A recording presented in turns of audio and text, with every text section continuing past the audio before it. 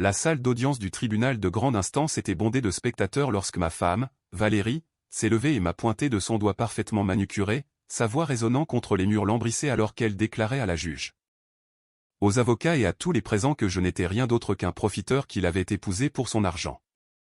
Son avocat, Julien Bresson, l'homme avec qui elle couchait depuis 8 mois, hochait la tête avec un enthousiasme excessif, affichant un sourire suffisant qui suggérait qu'il pensait avoir déjà gagné la partie.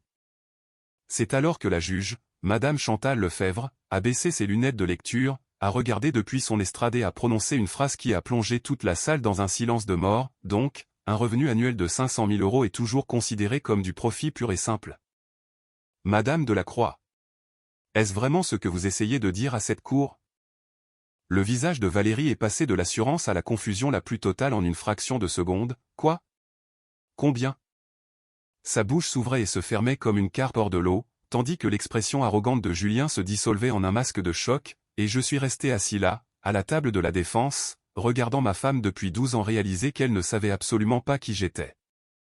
Je m'appelle Thomas Mercier, j'ai 39 ans et jusqu'à il y a 6 mois, je pensais avoir un mariage plutôt réussi, pas parfait, mais solide, le genre où l'on finit les phrases de l'autre et où l'on sait exactement comment l'autre prend son café.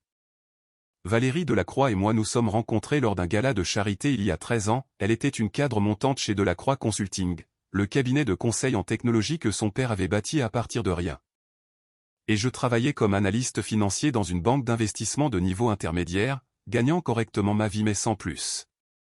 Avant de plonger plus profondément dans cette histoire, si vous appréciez ce récit, n'oubliez pas de cliquer sur le bouton s'abonner et de laisser un commentaire ci-dessous pour me dire ce qui, selon vous, va se passer ensuite, et n'oubliez pas de liker cette vidéo. Cela aide vraiment la chaîne à se développer. Revenons maintenant au drame du tribunal.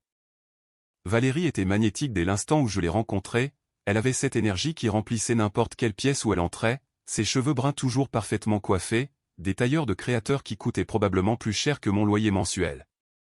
Et des yeux capables de lire un compte de résultats plus vite que la plupart des gens ne lisent un menu. Elle était brillante, ambitieuse, et quand elle concentrait cette attention sur vous, c'était comme se tenir en plein soleil. Notre mariage a fait l'objet d'un article dans la rubrique Société du Figaro. Valérie Delacroix, nouvellement nommée directrice des opérations chez Delacroix Consulting, épousant Thomas Mercier, analyste financier senior. Son père, Henri Delacroix, a porté un toast en disant combien il était heureux que sa fille ait trouvé quelqu'un de terre à accent grave terre et pragmatique, quelqu'un qui ne serait pas intimidé par son succès. Les premières années, tout allait bien, c'était même génial, nous avons acheté une maison à Neuilly-sur-Seine, un de ces anciens hôtels particuliers restaurés avec du parquet d'origine et une vue sur Paris. Valérie organisait des dîners pour ses associés. Je gérais nos investissements et maintenais nos finances en ordre, et nous parlions d'avoir des enfants un jour, peut-être après que Valérie soit devenue associée, peut-être après que je sois devenu directeur. Mais quelque part vers la 7e année, les choses ont commencé à changer, Valérie a été promue directrice générale, puis vice-présidente exécutive, ses heures de travail se sont allongées, ses voyages d'affaires sont devenus plus fréquents et nos conversations plus courtes. Elle a commencé à me regarder différemment, comme si je faisais partie des meubles qu'elle avait cessé de remarquer il y a des années. J'ai essayé de lui en parler, j'ai suggéré une thérapie de couple, des week-ends en amoureux, n'importe quoi pour nous reconnecter, mais Valérie était toujours trop occupée par les rapports trimestriels, les réunions du conseil d'administration, les fusions-acquisitions.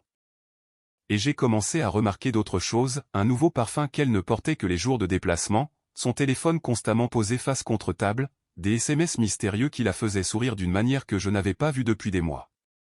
Puis est venu le gala de charité en octobre dernier, Delacroix Consulting organisait sa collecte de fonds annuelle, et Valérie a insisté pour que je vienne, bien que je préfère habituellement éviter ces événements professionnels. Disant que c'était mieux pour son image si les conjoints étaient présents.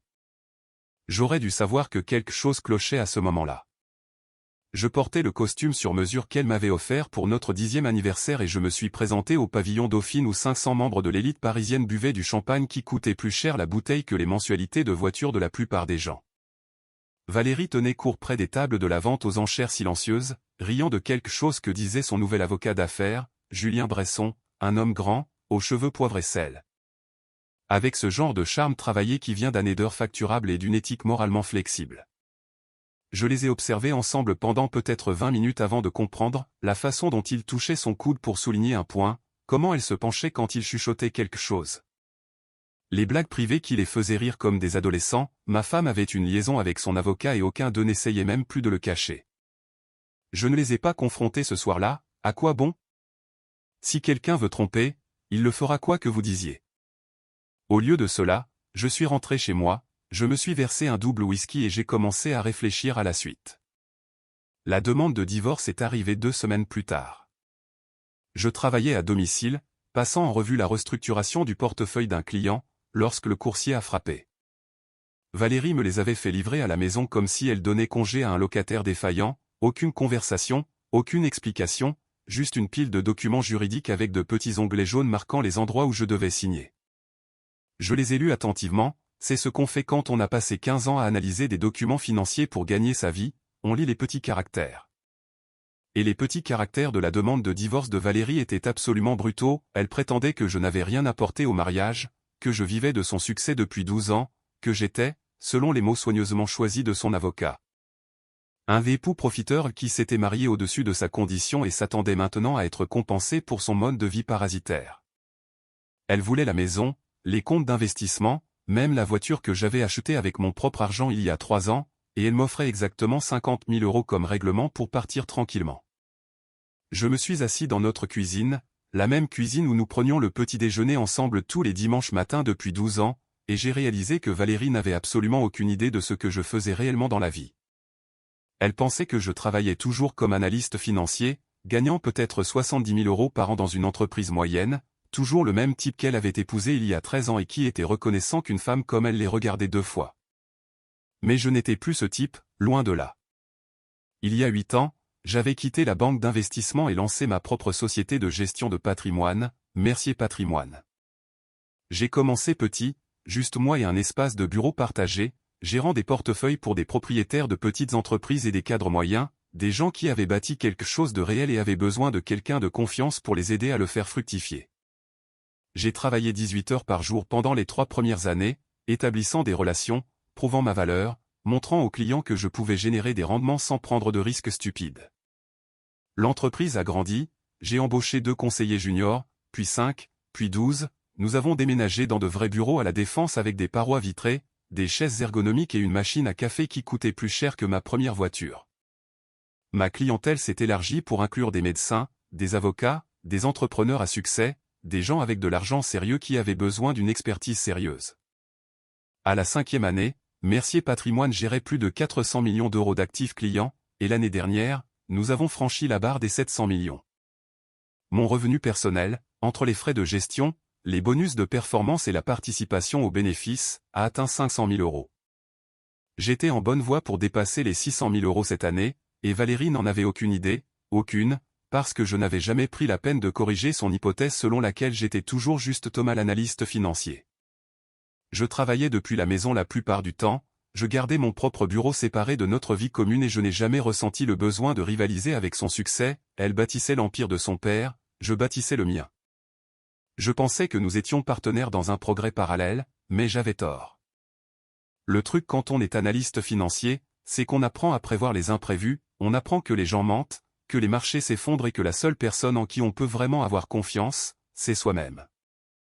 Alors, 6 mois avant que Valérie ne demande le divorce, juste au moment où j'ai remarqué le début de sa liaison, j'ai fait quelque chose dont je ne suis pas particulièrement fier mais que je ne regrette pas du tout, j'ai engagé un détective privé, Marc Bertin.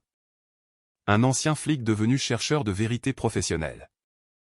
Je lui ai donné 3 mois et une provision de 15 000 € pour tout documenter sur la relation de Valérie avec Julien Bresson, chaque réunion à l'hôtel, chaque voyage d'affaires qui n'avait rien à voir avec les affaires, chaque mensonge qu'elle me racontait sur le fait de travailler tard.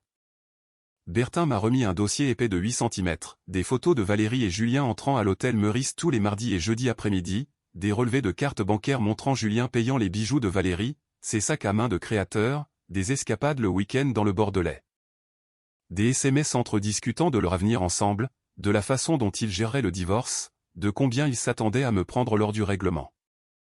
La pièce la plus accablante était un enregistrement téléphonique entre Valérie et Julien discutant de leur stratégie, ils ont délibérément sous-évalué ma carrière pour faire croire que je vivais au crochet de Valérie. Ils prévoyaient de me dépeindre comme un homme entretenu qui n'avait rien apporté pendant qu'elle bâtissait son empire, et Julien avait même coaché Valérie sur ce qu'il fallait dire au tribunal, comment se présenter comme la victime d'un mari mercenaire. Il pensait que j'étais une proie, il ne savait pas que j'avais 3 coups d'avance depuis des mois. Lorsque la date du procès est arrivée, je me suis présenté dans un costume qui coûtait moins cher que ce que Valérie supposait probablement. Mon avocate, Claire Dubois, était quelqu'un que j'avais connu à l'école de commerce, vive, méthodique et absolument impitoyable quand il le fallait. Elle avait passé en revue l'enquête de Bertin et souri d'une manière qui me rendait heureux qu'elle soit de mon côté. La salle d'audience était bondée, Valérie s'en était assurée, toute son équipe de direction était là pour soutenir leur PDG assiégé, et la presse économique avait eu vent de l'affaire, probablement grâce à l'équipe de relations publiques de Valérie. Ils voulaient que ce soit l'histoire d'une femme puissante tenant tête à un mari profiteur, mais ils allaient avoir droit à un récit très différent. Julien Bresson s'est levé le premier, ses cheveux argentés parfaitement coiffés, son costume à 3 000 € impeccablement repassé, et il s'est lancé dans sa déclaration liminaire avec l'assurance d'un homme qui n'avait jamais perdu un procès qu'il ne méritait pas de perdre, Madame la juge. Cette affaire est très simple. Madame Valérie Delacroix, PDG de Delacroix Consulting, a épousé Monsieur Thomas Mercier alors qu'il était un analyste financier en difficulté gagnant environ 70 000 € par an. Tout au long de leurs 12 années de mariage, Madame Delacroix a soutenu M. Mercier financièrement, émotionnellement et professionnellement. Elle lui a offert un style de vie qu'il n'aurait jamais pu atteindre seul, une maison d'1 million d'euros, des véhicules de luxe, l'accès à des cercles sociaux bien au-dessus de sa condition. Il fit une pause pour les faits, regardant la juge, puis moi, et maintenant, face à la dissolution de ce mariage, Monsieur Mercier s'attend à être dédommagé. Pourquoi? Pour avoir vécu du succès de sa femme. Pour n'avoir rien apporté pendant qu'elle bâtissait un empire? Cette cour devrait reconnaître Monsieur Mercier pour ce qu'il est vraiment, un profiteur qui s'est marié pour l'argent et qui attend maintenant un salaire pour son mode de vie parasitaire. Julien s'assit, l'air satisfait, et Valérie tendit la main pour presser la sienne sous la table, un geste qui n'échappa à personne dans la salle, y compris à la juge Lefebvre, dont l'expression suggérait qu'elle s'était déjà fait une opinion sur cette affaire. Claire se leva lentement, ajustant ses lunettes, elle ne se précipita pas, ne fit pas de grands effets de manche. Elle marcha simplement calmement vers le centre de la salle et s'adressa directement à la juge. « Madame la juge, mon client, M. Thomas Mercier, aimerait clarifier certaines idées fausses sur sa carrière et ses contributions financières à ce mariage. Avec la permission de la Cour, j'aimerais verser au dossier les avis d'imposition de Monsieur Mercier pour les 8 dernières années. » Julien se leva immédiatement. « Objection, Madame la juge, c'est une tentative transparente de... » Rejeté, coupa la juge Lefebvre. J'aimerais beaucoup voir ces avis d'imposition, maître Bresson. Je vous en prie, continuez, maître Dubois. Claire s'approcha de la barre avec un dossier contenant 8 ans de mon historique financier, mes déclarations fiscales, les documents de création de mon entreprise, mes contrats clients, tout ce qui prouvait que Mercier Patrimoine était réel et prospère, et elle remit des copies à la juge. À Julien et à Valérie. J'ai observé le visage de Valérie alors qu'elle ouvrait le dossier, j'ai vu ses yeux parcourir la première page. J'ai vu le moment exact où elle a vu mes revenus de l'année dernière, 547 892 €. Son visage est devenu complètement livide, tandis que Julien regardait sa propre copie, son expression confiante s'effondrant comme du papier mouillé.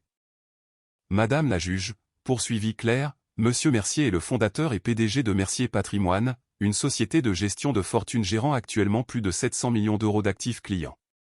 Son entreprise emploie 15 personnes et est rentable depuis 6 années consécutives. Loin d'être un profiteur vivant du succès de sa femme, Monsieur Mercier a tranquillement bâti son propre empire, tandis que Madame Delacroix était apparemment trop occupée par sa carrière et sa liaison extra-conjugale pour le remarquer. La salle d'audience a explosé, les murmures se sont répandus dans la galerie comme une traînée de poudre, les journalistes économiques tapaient frénétiquement sur leur téléphone et l'équipe de direction de Valérie semblait stupéfaite. De plus, a ajouté Claire en élevant légèrement la voix pour se faire entendre par-dessus le brouhaha, nous avons des preuves documentées que Madame Delacroix entretient une liaison avec son avocat, maître Julien Bresson, depuis environ 8 mois. Une liaison qui a inclus une fausse déclaration frauduleuse du statut financier de Monsieur Mercier dans les dépôts légaux, des tentatives délibérées de dévaloriser ses contributions au mariage et une conspiration pour le priver de sa part légitime des biens matrimoniaux. Claire est retournée à notre table et a sorti un deuxième dossier, celui contenant l'enquête de Bertin, photos, relevés de cartes bancaires, registres d'hôtels, SMS, tout ce qui prouvait que Valérie et Julien avaient planifié cela ensemble. La juge Lefebvre a pris le dossier et a passé 10 minutes à l'examiner dans un silence complet, le seul son dans la salle étant les pages qui tournaient et la respiration de plus en plus paniquée de Valérie. Finalement, la juge a levé les yeux, son expression n'était pas plaisante.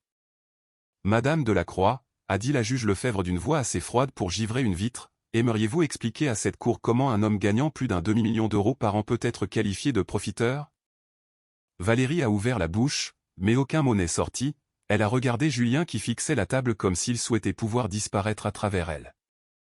Et maître Bresson, a poursuivi la juge, je suis particulièrement intéressé de comprendre comment vous, en tant qu'auxiliaire de justice, avez déposé des documents prétendant que M. Mercier avait un revenu minimal alors qu'une simple vérification préalable aurait révélé la vérité, à moins bien sûr que vous n'ayez délibérément choisi de ne pas effectuer cette vérification parce que cela ne correspondait pas à votre récit préféré. Julien s'est levé en tremblant, Madame la juge, je me suis fié aux informations fournies par ma cliente. Votre cliente avec qui vous couchez, l'interrompit la juge Lefebvre, la cliente que vous avez un conflit d'intérêts évident à représenter? Veuillez vous asseoir, maître Bresson, je vais transmettre cette affaire au Conseil de l'ordre pour examen. Julien s'assit comme si ses jambes avaient lâché. Valérie pleurait maintenant, mais ce n'étaient pas des larmes sympathiques, elle s'était probablement entraînée devant un miroir, c'étaient les larmes de quelqu'un dont les mensonges soigneusement construits venaient de s'effondrer de façon spectaculaire. La cour va faire une pause de 30 minutes, annonça la juge Lefebvre, à notre retour, nous discuterons d'un partage équitable des biens qui reflète réellement la réalité plutôt que le fantasme apparent de Madame Delacroix sur la carrière de son mari. Et maître Bresson, vous êtes révoqué de ce dossier avec effet immédiat. Madame Delacroix, je vous suggère de retenir une nouvelle représentation qui n'a pas commis de violations éthiques passibles de poursuite. L'audience fut suspendue. Pendant la pause, Valérie a essayé de m'approcher dans le couloir, Claire s'est interposée immédiatement, mais Valérie l'a repoussée. Thomas, s'il te plaît, dit-elle d'une voix désespérée, nous devons parler de ça, il y a eu un malentendu. Un malentendu? Je l'ai regardé, vraiment regardé, et j'ai vu une étrangère. Valérie, tu as essayé de me dépeindre comme un profiteur en pleine audience publique, tu couches avec ton avocat depuis 8 mois, tu as demandé le divorce sans même prendre la peine de savoir ce que je fais réellement dans la vie, quelle partie de tout cela est un malentendu? Je ne savais pas, dit-elle faiblement, tu ne m'as jamais parlé de ton entreprise, tu n'as jamais dit que tu gagnais autant d'argent. Tu n'as jamais demandé. En 12 ans de mariage, tu n'as jamais posé une seule question sur mon travail, tu as juste supposé que j'étais toujours le même type que tu avais épousé, content de vivre dans ton ombre, reconnaissant pour les miettes d'attention que tu me jetais. Julien est apparu à l'épaule de Valérie, ayant l'air d'avoir vieilli de 10 ans en 30 minutes, Monsieur Mercier, peut-être pouvons-nous discuter d'un arrangement raisonnable. Vous n'êtes plus son avocat, dit Claire sèchement, et tout ce que vous direz à mon client pourrait être considéré comme une violation supplémentaire de l'éthique, je vous suggère de partir avant d'aggraver votre cas. Julien a ouvert la bouche, puis l'a fermée, il a regardé Valérie et j'ai vu quelque chose passer entre eux, de la peur peut-être, ou la réalisation que leur plan leur avait explosé au visage. Lorsque nous sommes retournés dans la salle d'audience, Valérie avait un nouvel avocat, maître Mélissa Grand, l'une des meilleures avocates en divorce de la ville, qui avait l'air absolument ravie de nettoyer les dégâts de quelqu'un d'autre. Elle a immédiatement approché Claire et a demandé une conférence privée, elles ont disparu dans une salle annexe pendant 20 minutes et quand elles sont ressorties, Mélissa avait l'air sombre et Claire avait l'air satisfaite. Madame la juge, a déclaré Mélissa à la reprise de l'audience, ma cliente souhaite retirer son offre de règlement précédente et négocier de nouvelles conditions basées sur des informations financières exactes. J'imagine bien, a dit la juge Lefebvre sèchement, Monsieur Mercier, êtes-vous disposé à des négociations ou préférez-vous que la Cour détermine le partage des biens? J'ai regardé Valérie, elle fixait la table, son calme parfait complètement brisé.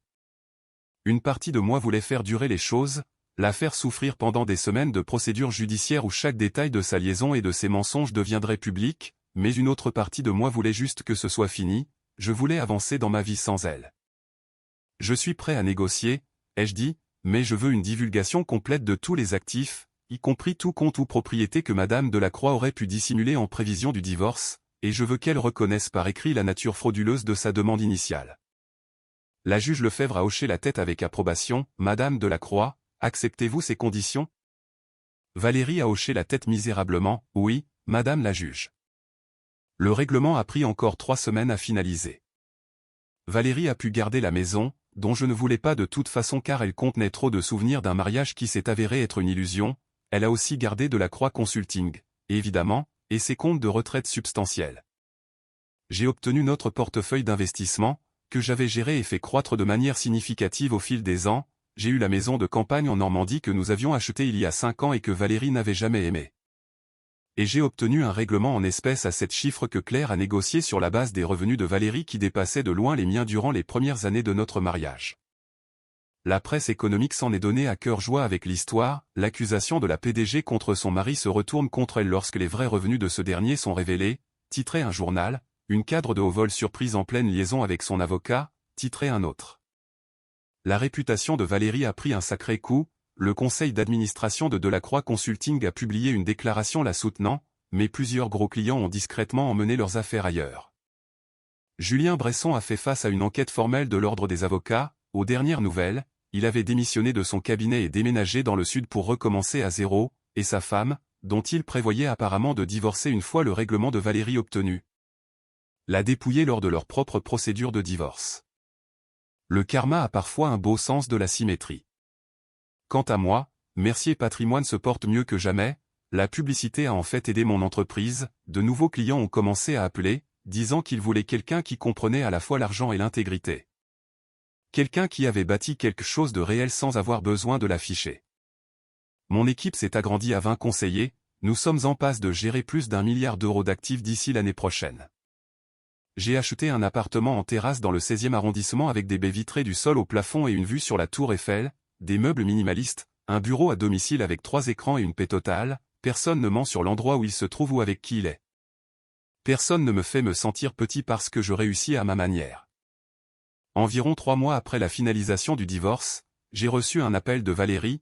Elle pleurait, disant qu'elle avait commis une terrible erreur, qu'elle n'avait jamais apprécié ce que nous avions ensemble, qu'elle voulait réessayer.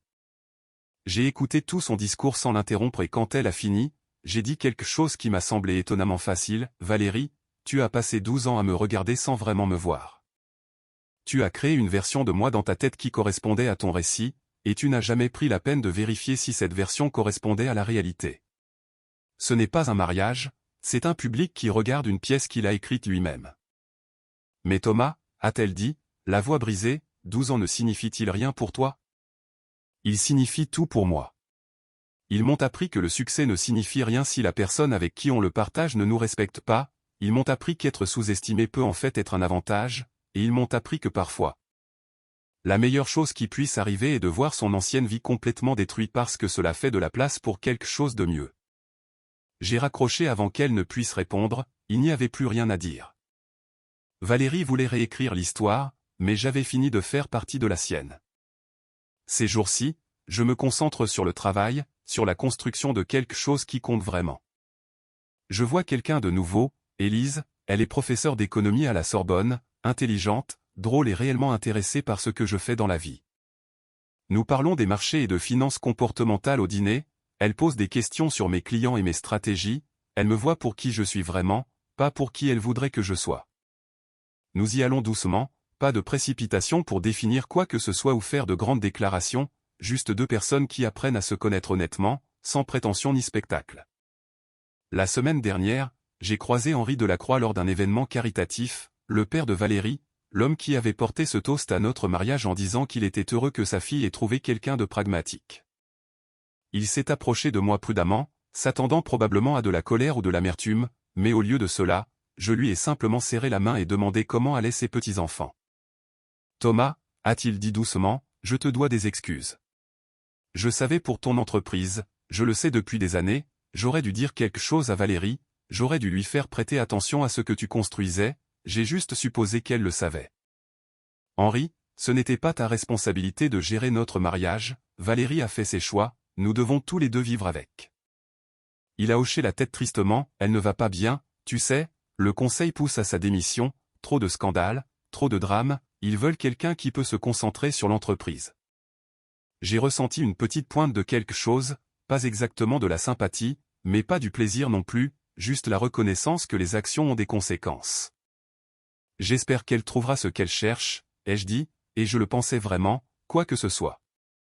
La vérité, c'est que je ne déteste pas Valérie, je ne pense même plus beaucoup à elle, c'est juste quelqu'un que je connaissais, quelqu'un qui m'a appris que parfois, les gens qui prétendent vous aimer sont en réalité juste amoureux de leur version de vous.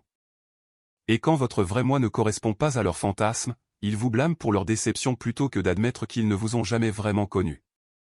Je m'appelle Thomas Mercier, j'ai 39 ans et je dirige une société de gestion de patrimoine qui est sur le point d'atteindre le milliard d'euros d'actifs. Je conduis une voiture que j'ai achetée avec mon propre argent, je vis dans une maison que j'ai choisie moi-même et je dors la nuit sans me demander quels mensonges sont racontés dans la pièce d'à côté. Valérie m'a traité de profiteur devant tout le tribunal, s'attendant à ce que je m'effondre sous l'accusation. Au lieu de cela, j'ai prouvé que parfois la personne la plus calme dans la pièce est celle qui a le plus à dire. Il suffit de leur donner le bon moment pour parler. Et quand ce moment est venu, quand la juge Lefebvre a demandé à Valérie d'expliquer comment un homme gagnant plus d'un demi-million d'euros par an pouvait être qualifié de profiteur. Voir son visage réaliser qu'elle s'était détruite elle-même valait chaque instant de silence que j'avais maintenu pendant 12 ans. Certaines personnes ont besoin d'être au centre de l'attention, elles ont besoin des projecteurs, du public, de la performance. J'ai appris que le vrai pouvoir ne s'annonce pas, il est, tout simplement. Valérie voulait écrire une histoire où elle était celle qui réussissait et moi le parasite, mais elle a oublié que chaque histoire a deux côtés et que la vérité se fiche de vos préférences narratives. Si vous avez aimé cette histoire, assurez-vous de cliquer sur le bouton s'abonner et laisser un commentaire ci-dessous, dites-moi ce que vous auriez fait à ma place et n'oubliez pas de liker cette vidéo. À la prochaine, rappelez-vous que parfois, la meilleure vengeance est simplement de laisser les gens vous sous-estimer jusqu'au moment où cela compte vraiment.